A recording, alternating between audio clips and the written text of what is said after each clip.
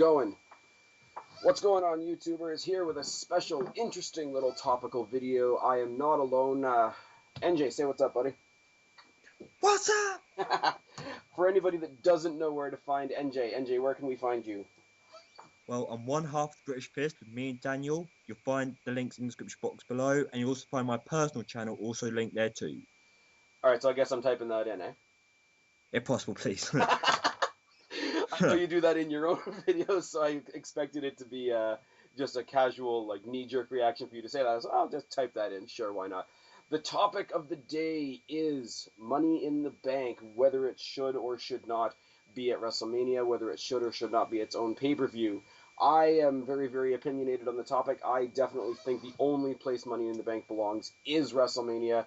Mr. NJ is a lot more optimistic, a lot more open-minded. He sees the points on both sides, and we're going to go at it. And whatever your first point is, man, let's hear it. Well, I think the first point we should talk about is the fact that they've moved it from WrestleMania and it's just been non-existent since the last one. Yeah. Because Money in the Bank being at WrestleMania was one, another draw as well as Taker and the list of matches. So having it at WrestleMania gave the chance for other stars, younger stars, or some of the big stars to appear at WrestleMania and have a big match.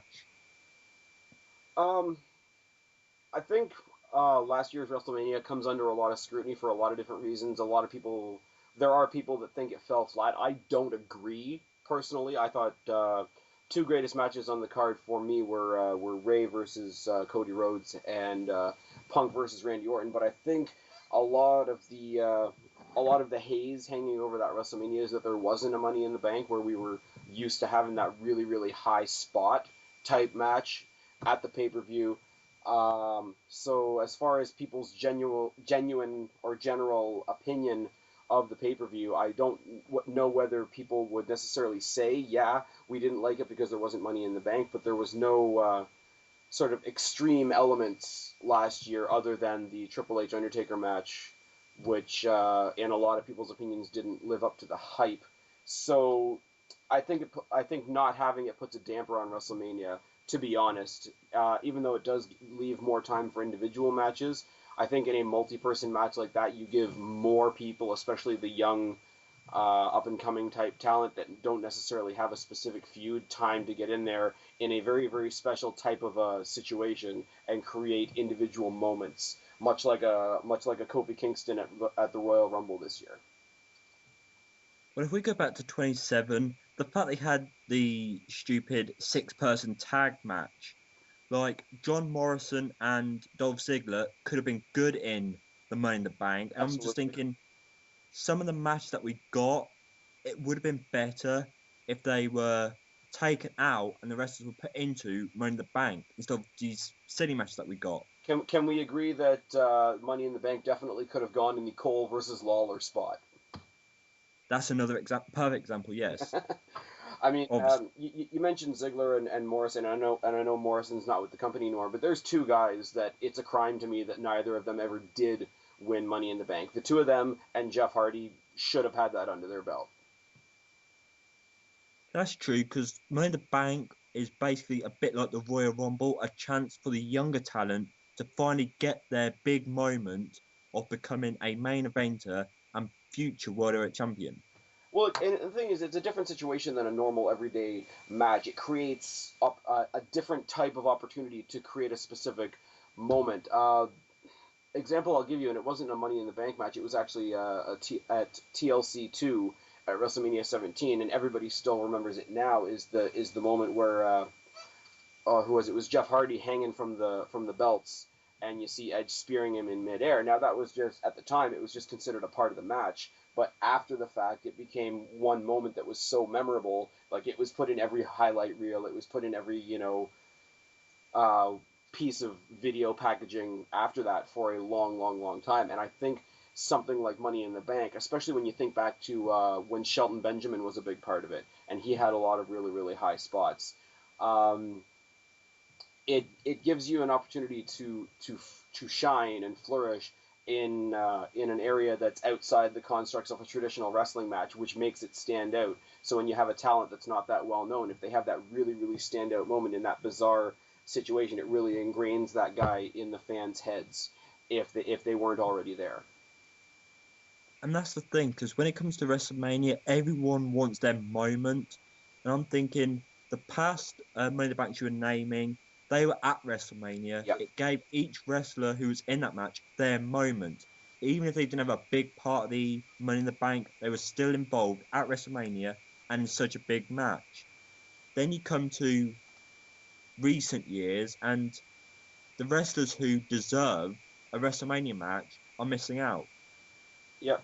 I mean, we can think of a couple people off the top of our heads right now that don't as yet have a spot at Mania, and the two that come to my head right away are Dolph Ziggler, although I'm pretty sure him and Swagger are going to be in the Long and Ace feud, which I don't really like, and The Miz, who doesn't really have a spot yet. And guys like that who are prominent, I don't want to say popular because they're heel guys, so popular is probably not the right word, but they're prominent in your face guys that we want to see, and they don't necessarily have a specific feud right now, and you don't need a specific feud to be slotted into a multi-person match like Money in the Bank, and then everybody gets on a personal level, for those stars that have entertained us so well over the course of the past 12 months, they get that opportunity to A, show what they can do, and B, have a part of that big WrestleMania payday.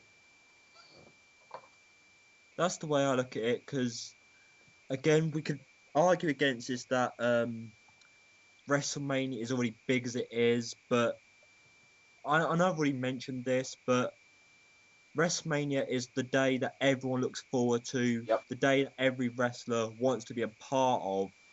And yes, the WWE are doing their best to give the wrestlers a chance at Mania, but to give in a way that works and a way that makes them have an importance at Mania, how would you do it?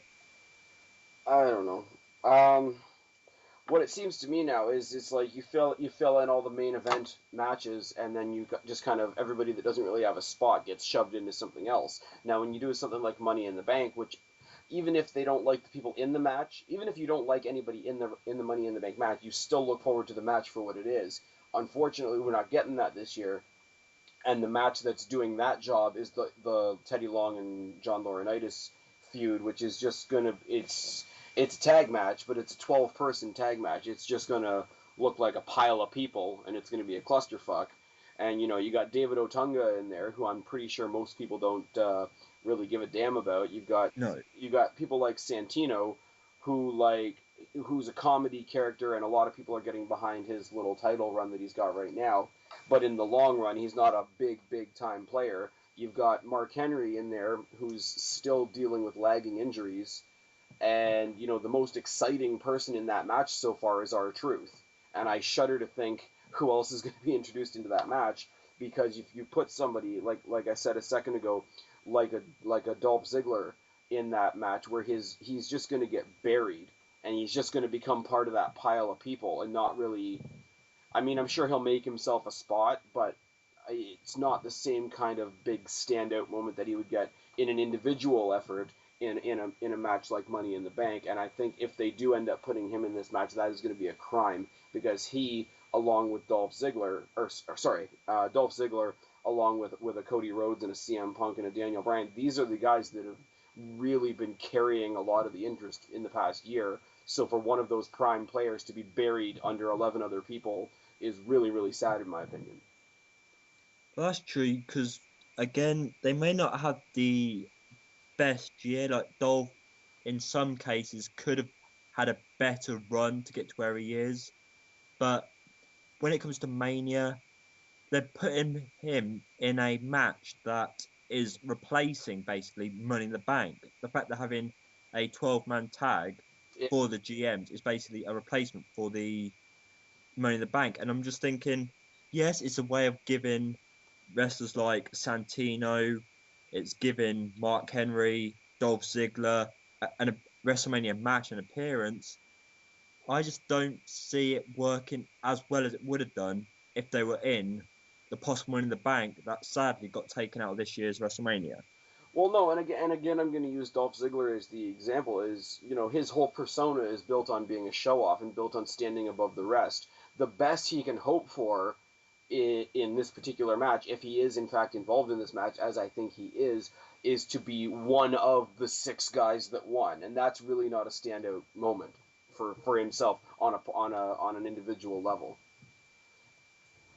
Because that's the thing. Because if let's say Dolph, let's say, is the one who gets the final win, which I'm not sure if the WWE are going to do that. I'm just thinking now, what can he achieve from that? Because it's Well, not him what does actually he winning. take with him? It's If he gets that victory, what does that get him? It doesn't get him anything. that's the point I was going to make. Like if he's in the match, he'll be on Team Laurinaitis, obviously, but other than currying a bit of favor with John Laurinaitis, which I'm sure he already has because he's a heel, what does it get him at the end of the day? It doesn't get him anything. Like there's no payoff. There's no payoff for this match for the wrestlers that are actually wrestling in it. There's no payoff afterwards. There's a payoff for Long or there's a payoff for Laurinaitis. There's no payoff for the individuals in the match. And you're not going to tell me, as far as where this match is going to be on the card and whatever, that somebody like a Dolph Ziggler or even a Jack Swagger. I don't like Jack Swagger that much, but he is a very, very talented guy in the ring. You can't tell me that those guys belong in a match with Otunga and Santino. Like, that's ridiculous. The point I was going to try and make is who's next? Jinder Mahal. Maybe it'll be the case, yeah. Hornswoggle is on Team Long. Yay! They can throw as much wrestlers as they can in this, but they need to be deserving wrestlers. And the horrible thing about this match is that the winner of this match, let's say, as we were going to say, Ziggler or let's say David Otunga gets the win. Yeah. As we just pointed out, it's not them getting the win, it's the GMs. And they can't, at the end of WrestleMania, saying, oh yeah, I won this match, because it's not a defining win for that wrestler. And I think it's sad. I don't think anybody's really going to define themselves in this match, because eventually, and it is, and I keep using this term, and I've used it in other videos and whatever, it's not a dynamic, fluid match. It's a pile of people match. That is the way I see it, but at the same time, the good side to this match is that these wrestlers are getting a Mania match. So, again, it may not be the best match, but they're getting on the card, and getting on the card however you do it is better than not. But me as the fan, I have more expectations for them than they do. They, I'm sure, are happy to be on the card at WrestleMania. Like, anybody who's not doesn't deserve to be there, as far as I'm concerned. But me as a fan wanting more for them, I wish, with those higher guys, I wish they had a spot. I wish, like they had the rumors that Ziggler was going to face Mick Foley in like a young guy versus legend type of match. If something like that had happened, if he had even at this point, I didn't like it before, but at this point, even if him and Swagger went for the tag team titles, that would still be like closer to an individual accomplishment is the word I'm looking for. There we go. Than just being on a team where like this chunk of people beat this chunk of people. And that's the point that we could have made. Yeah. The fact that this is a 6-man tag, they could have made it a... It's a 12-man 3-on-3. It's a 12 or yeah. Or a 3-on-3 or a singles match, whatever way. Yeah. And then we could have had other matches made up. Yeah. If it had been like single 1-on-1, it would have been a bit better. I would have loved to see, because Gabriel's not going to get his shot against Rhodes, because that spot's gone to Big Show. Can you imagine if it had been 1-on-1, if Laurinaitis had chosen Dolph Ziggler and Teddy Long had chosen Justin Gabriel, and you have Gabriel versus Ziggler at Mania? That would have been a money match, but we're not getting it. Those guys are 2 guys, along with Evan Bourne, Kofi Kingston, etc., that would have fit Money in the Bank to a T, but we're not getting it. And that's unfortunate. I'm going to move on to, I've actually, when we talked about doing this video, I actually scratched a couple of things down. As most of you guys know that watch my videos, I've always got the clipboard not too far away. The one point I want to make is Money in the Bank is a very unique concept. Like, WWE has all different kinds of matches. Some of them are silly, some of them are intense, some of them are, somewhere in the middle, like, ambulance match, casket match, this, that, the next thing. That happens once in a blue moon. But there are certain concepts that deserve to be in a big 4 pay-per-view. Like the Survivor Series elimination tag team matches deserves to be at Survivor Series. The Royal Rumble, the once a year thing that it is deserves to have its own pay-per-view. WrestleMania isn't built around Money in the Bank necessarily, but Money in the concept itself, I think, deserves to be at WrestleMania. That's the way I look at it, because as we've seen in the past WrestleManias, like we said at the beginning of the video, Money in the Banks helped to make WrestleMania bigger than what it already was, and it helped give younger talent their wins. Like we had Edge, we had CM Punk, we had who else No, did we? not the Miz. Who do we have? We had Jack Swagger. Although that didn't work out very well, it gave him a spot in the sunshine for a little while. Mr. Kennedy, even though he didn't get to cash it in, he won at WrestleMania. Edge won twice. No, Edge won once. CM Punk won twice.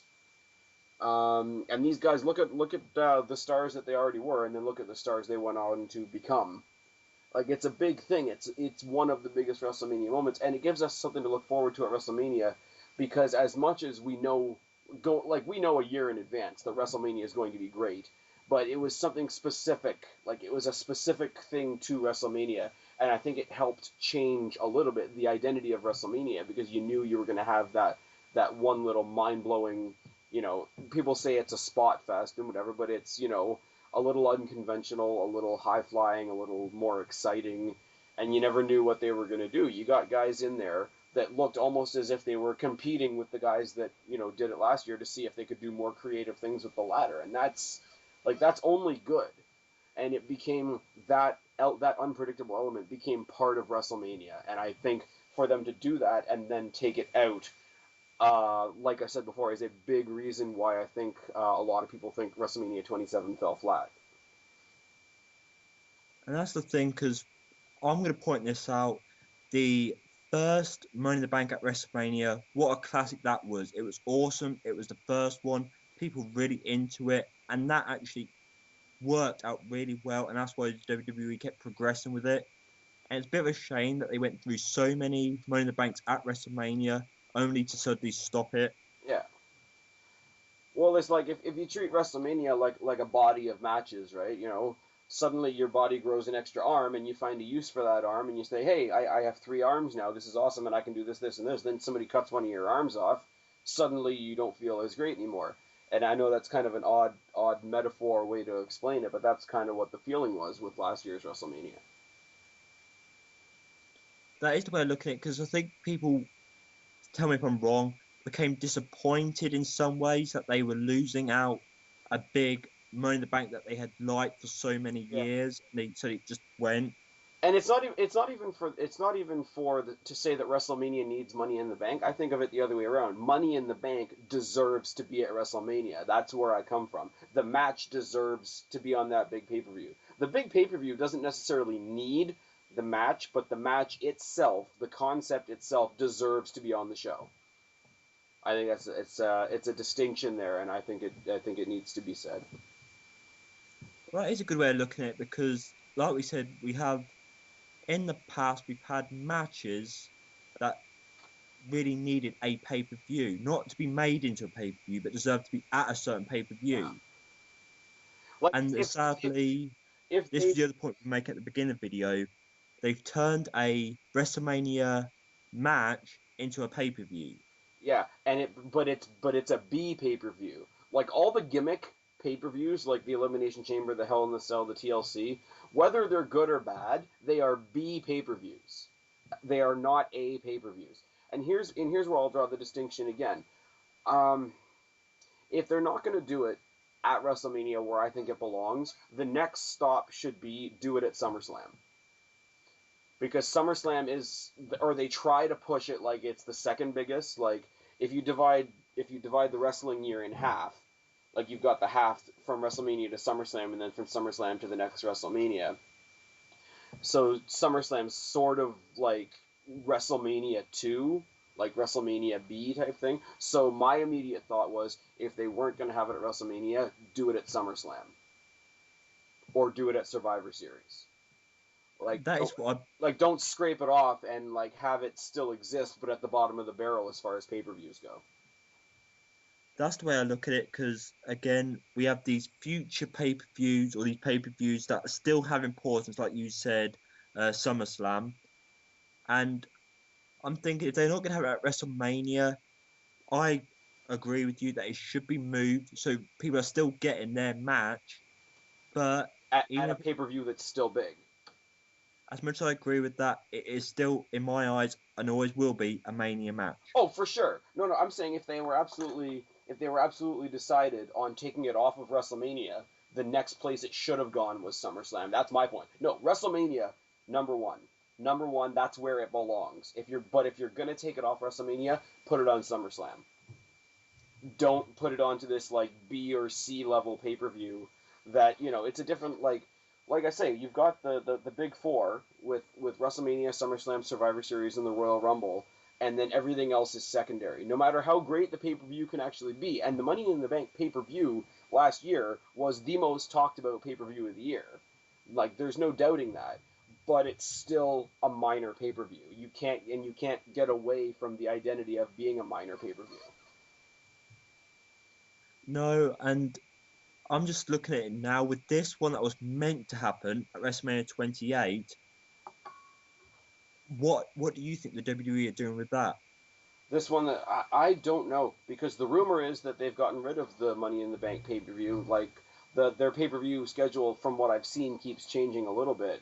But if they go from having it at WrestleMania, having it being a prominent part of WrestleMania, to being its own pay per view for 2 years, to not having it at all, I think a lot of people are going to be pissed, and I think rightfully so because it's been a part of our calendar, whether it was at WrestleMania or at its own pay per view. It's been a part of our calendar year for I think about 10 years now. And with something that's gone on for that long, of course it's going to be given to people to look forward to. Yeah, So I do see it as a bit of a sad thing on WWE's behalf if they if were they to get rid of get it. rid of it for certain reasons. All right, I'm going to move on to the next point that I've got here. It's pretty simple. Like I say, the concept is a great concept. Not everybody in the WWE is cohesive to a ladder match situation. I think we can agree on that, yeah? Correct, yes.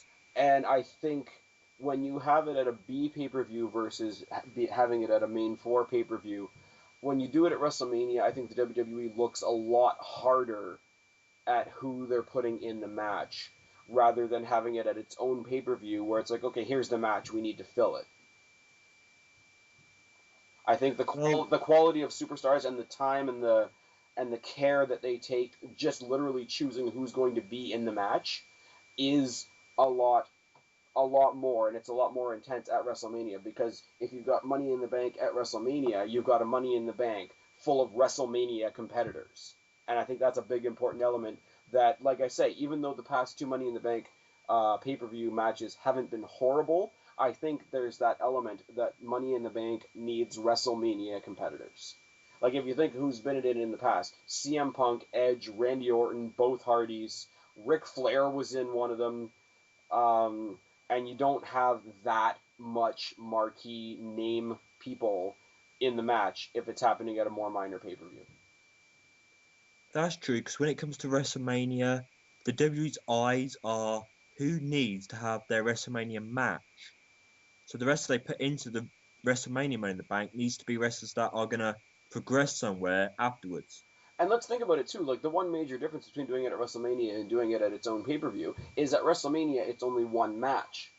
And if you only have one match, it's easier to fill because you get it where it's like 6 or 8 people in a Money in the Bank match. Now, if you've got two matches to fill, that's 12, 16, 18 slots to fill. Now, I don't think, in my humble opinion, that there are 18 people in the WWE that are suited to be in a ladder match.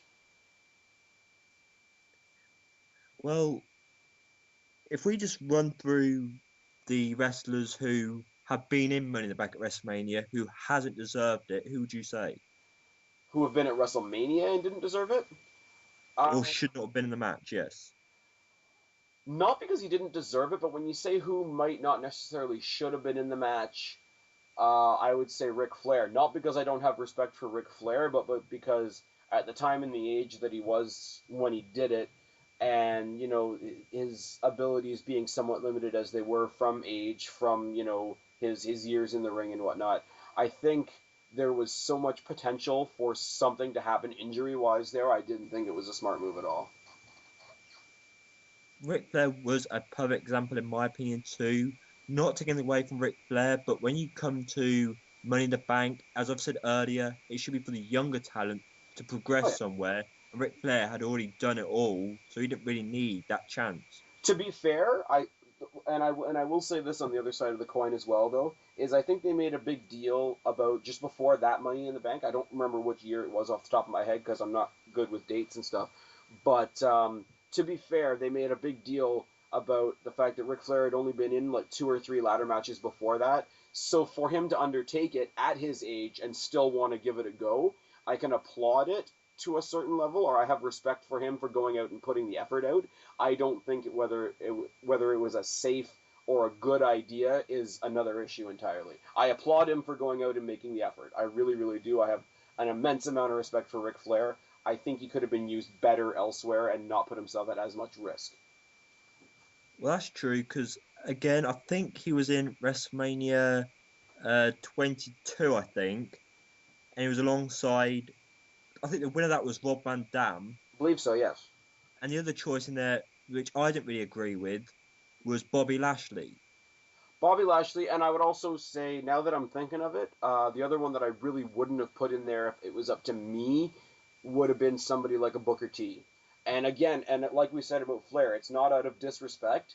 It's just about the style that Booker T brought, and he was very robotic in his movement in a lot of his match style when Booker T was wrestling full time. He was very robotic in his movements, and with something as high flying as and unconventional as Money in the Bank is, I think that really, really clashed with what the style of the match is supposed to bring out.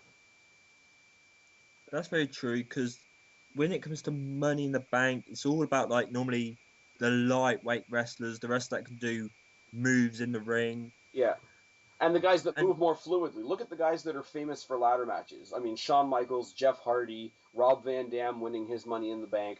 You got guys like Evan Bourne in there. You got, these are guys that move fluidly or move flexibly, move agilely. And Booker T, as I say, as a competitor, he's great. He puts his heart into everything and whatever, but he's very robotic, and it's almost the opposite to the image that I get when I think of something like a ladder match. I think we can both agree that we can do without Big Show in Money in the Bank. that is a perfect example. And that brings me on to something similar to Big Show. At WrestleMania 25, I'm pretty sure, Yep. we had wrestlers like Mark Henry was in it, I'm pretty sure. God. CM Punk, I think that was his second win.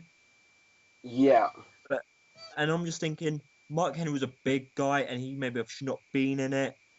What I'm going to say about the Big Show is they had the whole story leading up to that match where he had to like build his own ladder and such.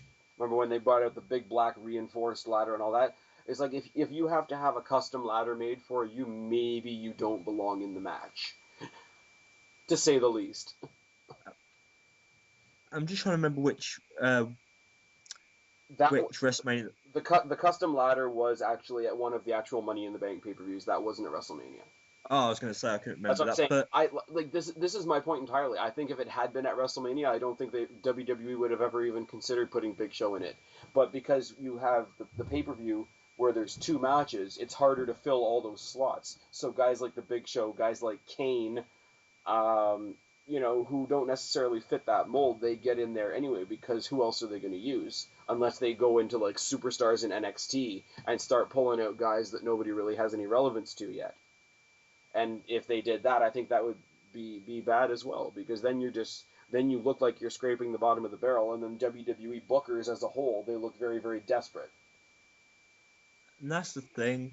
That when it comes to Money in the Bank, the choice wrestler this whole section is on, it needs to be wrestlers that are reliable, wrestlers that are the right choices to be in this Money in the Yeah. Bank, not just thrown in there for the sake of filling up the bank. All right. I'm going to move on to the next point. And I've already sort of hit on it, but I want to touch on it again more on point. WrestleMania Money in the Bank is one match. At the pay-per-view, it's two. I don't think, and this goes for anything. This goes for Hell in the Cell. This goes for Elimination Chamber, whatever. As soon as you have more than one of that kind of match in one pay-per-view, each one of them individually becomes less special because there's another one. And as much as I'm going to agree with that, my backhand would be, over time, the Raw and SmackDown have split shows, Yep. and now it comes to a time when they're thinking, okay, we need to be fair to both Raw and SmackDown. We need to get a Raw champion to have a future opponent and SmackDown to have a future opponent. So why not have a pay-per-view where we're going to get the shows having two winners? Okay. So what if you remember back when Money in the Bank first started? It was specifically a Raw thing. Like the very first Money in the Bank, the first time it happened at WrestleMania, was specifically a Raw match, and everything after that included characters from both Raw and SmackDown. You don't want to see the Raw and the SmackDown guys mixed in one match. Well, I'm not really saying that. What I'm saying personally is I can see why they've made a pay-per-view about it for the future of Raw and SmackDown. But I personally like the three top SmackDown wrestlers versus three top Raw wrestlers in Exactly. one. That's what I would rather see. That's what I would rather see. You know, because between the two rosters, it's easier for them to pick out, you know, three or four members of their roster up against three or four members from the other roster rather than trying to pick 8 from both rosters and just really saturating the talent on the show and basically leaving nobody else to have any other matches on the show. And that's exactly how I feel too, but I was just trying to see it in the WWE's eyes why they've made a pay-per-view where there's two men in the banks. Yeah, Just like you, I'm pretty sure. but I think like even if you're thinking about it from the WWE's perspective, is they've given themselves more work to do, and they've given themselves twice as many slots to fill for an event that to the fans, at least if you agree with me, that becomes more watered down because you put so many people in it, and because there's more than one match. I say this for any type of special type match, right? Whether it's Hell in the Cell, whether it's a ladder match, a TLC match, a stretcher match, a hardcore match, anything. As soon as you have more than one of that specific type of match on a pay-per-view, neither one of them sticks out anymore because there's more than one. So I think by trying to have by WWE thinking, okay, this is, this one of these matches is great, two of them will be better. No, they take away from each other, I think. Because because you're not allowing either one to stand out on its own. I'm totally going to agree with you because I personally, if I was WWE, go back to it being at WrestleMania and stick to it. Yeah. But again, I'm just trying to see it, as we were saying, that the WWE, yes, they're giving themselves more work. They're also helping, in a way, the feuds going on to Raw and SmackDown because you have a SmackDown Money in the Bank running around wild on the show, and you have a Raw one running wild on their show. So, in that way, it's good for the future of the WWE. But also, I personally stick with you and think there should be one. Okay. The next thing, I've already talked about how it's one match instead of two if you do it at WrestleMania, is ultimately at the end of the day, the winner gets that case. And the story going from then onward is when are they going to cash in, right? My problem is, and this is sort of two issues melded into one, is the story of the cash in is an immense thing that happens, and and in my personal opinion, it's supposed to happen once a year.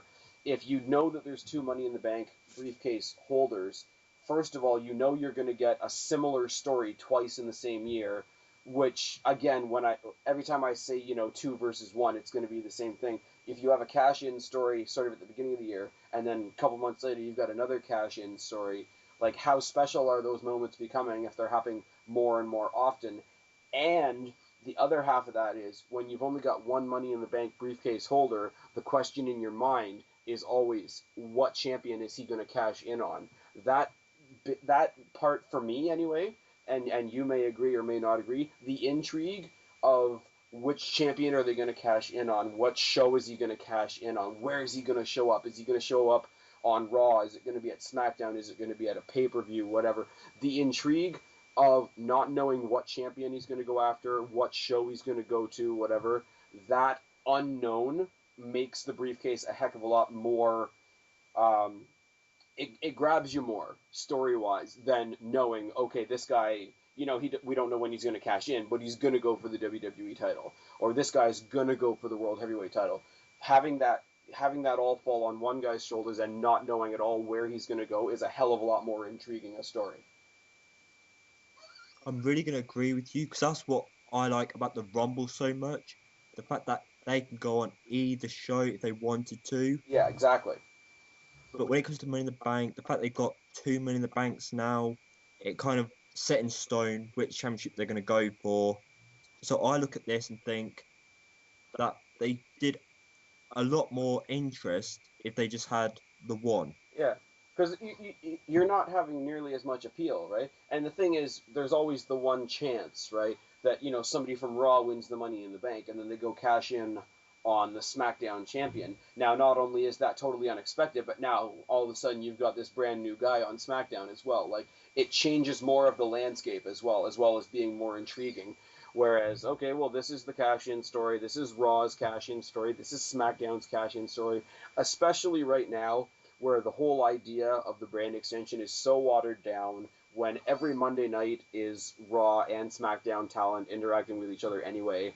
The idea of having the idea ultimately of having two champions is useless as far as I'm concerned. I've been very vocal about that on multiple occasions. But the idea of having two briefcases and telling the same story twice in 1 year and making them more predictable, it's just the reasons why it doesn't work and why it takes away just keep piling up.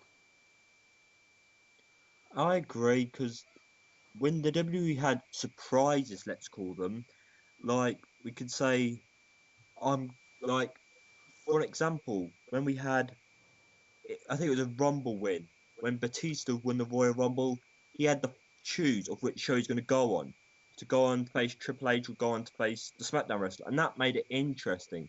And the fact that the Money in the Bank had the same idea, the Money in the Bank winner, if it was just a single one, could go to speak to the WWE champion, go to speak to the World Heavyweight champion, and really add tense feeling and give us really wanting to see both matches before the final outcome on who he chooses.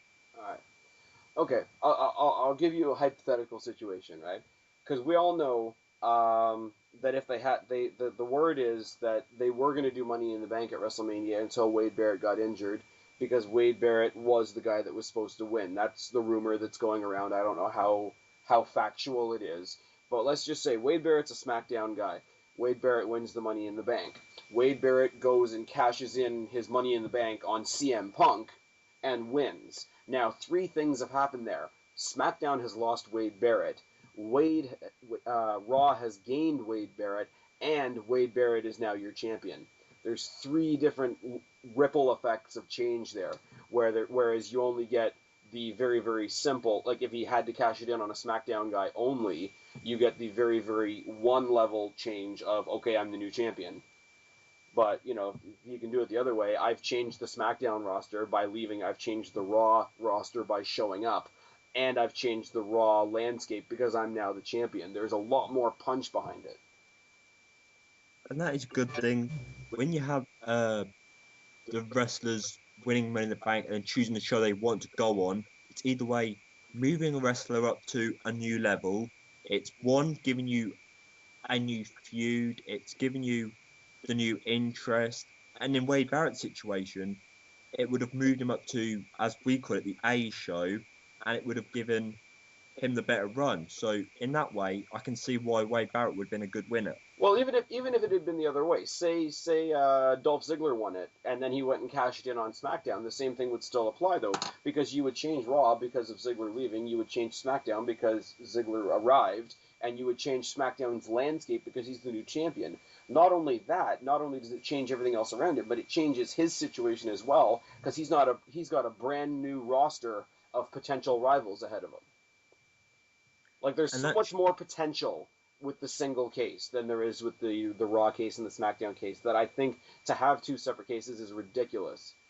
if you're not going to have it at WrestleMania, move it to SummerSlam, get 3 guys from each show, and let it be less predictable. Because predictability, I mean, let's face it. The other prime example, okay, why are the people that aren't excited about Rock Cena at WrestleMania aren't excited about it? At least I'll speak for myself, because we can pretty much predict who the winner's going to be. Predictability ruins the enjoyment of wrestling to a certain extent. I'm not saying wrestling becomes totally shit, but the more unpredictable you can make it, the better. And when you put all these things in place that take away the unpredictability, you're really, really watering down a whole concept that really was okay as it was when you first created it. You didn't need to change it. And that I can totally agree on, that everything is better done with special matches like this on its own. Yeah. However you originally created it, however it originally became popular, leave it. If it ain't broke, don't fix it. Correct. Yes. All right.